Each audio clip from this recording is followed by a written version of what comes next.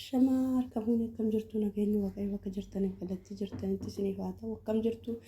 nagaa keessanii nagaa kiyya galata rabbii isiniin jedha jirtu nagaa qabdu fayyaa keessanii isin jedhan fayyaa kiyya galata rabbii akkam jirtu nagaa keessanii warri maatii kennaa jaalalaa taatanii anaa dhufuu baga nagaan dhuftanii isiniin jedha maatiiwwan koo isinan jaaladha isinan kabajaa anaa dhufuu like share gochuun dagatinaa isiniin jechuu jaaladha. ummata qashtii ummata jaalalaa isiniin jedha soo baga jiraattanii baga nagaan dhuftanii isiniin jedha akkana fakkaataa irra wantoota babbareedaa isinii qabadhe isinii dhufee wanta isinii fidee dhufee wanta babbareedaa isinii qabadhe dhufee isiniin jedha wanti isinii dhufee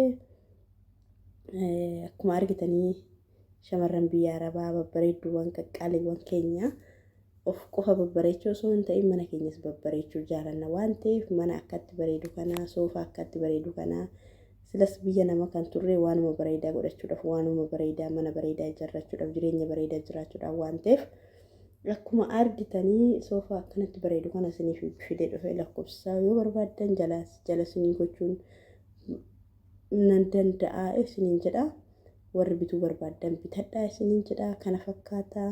meeshaa bareedaa meeshaa baay'ee namatti tolu bifa biraatiin irra hin jira soo ammaaf kanumaan qabadhee isinii dhufee isiniin jedha akkasiniin jedha kanaafuu bitachuu waan babbareedaa of qofa bareechuu osoo hin ta'in meeshaa babbareedinaatirree galfachuu waanuma jiru isiniin jedha soo akkana fakkaata isiniin jedha warroonni bitachuu barbaadan bilbila jala isinii godhaa bitadha isiniin jedha wanna biraa maal jenna isiniin jedha soo kana fakkaata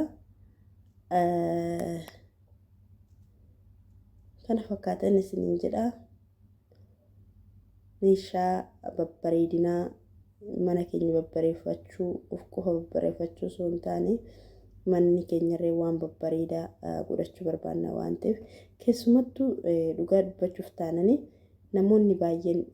umurii isaanii yeroo dheeraadhaaf biyya arabaa keessa turanii gizee maallaqa isaanii karantaan itti facaasanii balleessanii borummoo gizee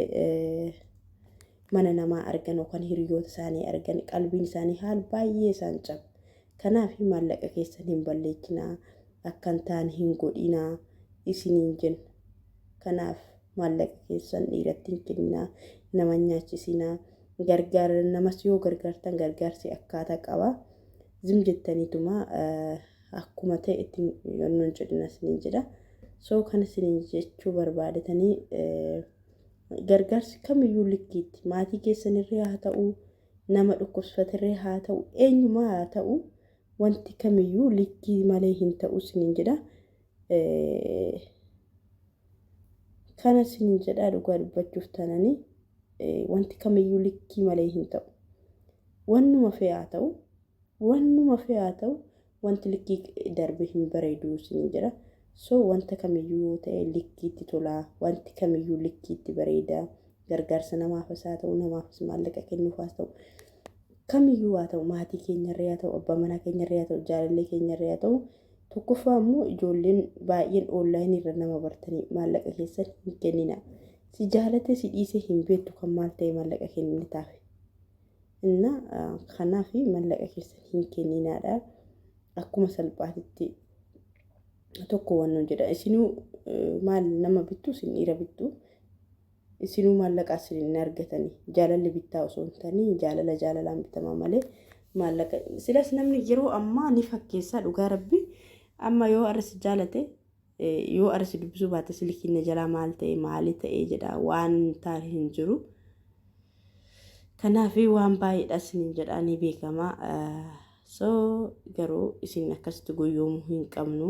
eenyumaa ta'e oonlaayinii kanarraa ija manadhaadha oonlaayinii kanarra deemadha waan bakka gorsi babbareedan jiru deematiin dhaggeeffadha gorsi shamarraniitiif yeroo hedduu kennama kanaaf zim jettanii bakkuma hin taane bakka arrabaa bakka namni amantiif kutaadha wal lolu dhaxxanii dhaggeeffatina isiniin jedhaan akka kootitti kanan isinii dhaama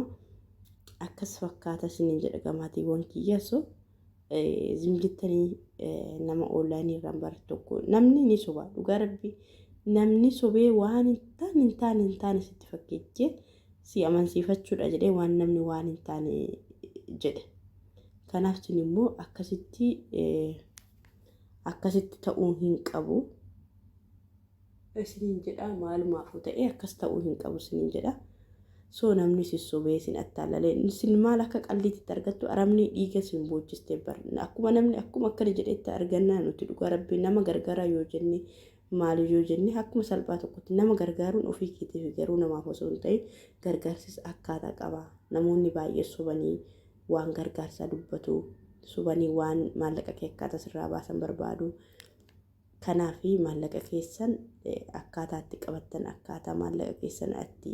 fiddassantu beeka. Akkuma dadhabdanii cannaqamtanii gizee maallaqa fiddasanii meeqa ifatamtanii dahamti namaatiin ifattee kan guddaa xinnaan osoo dadhabdanii osoo hirriba barbaaddanuu hirriba keessaa kaatanii akkasumatti dhamaatassan maallaqa keessan isinatti bashannanuu qabdu isinitti atti bareeduu qabdu mana gaarii ittiin ijaarrachuu qabdu ilmoowwan kee daa'imman kee keessatti guddisuu qabda. Akkuma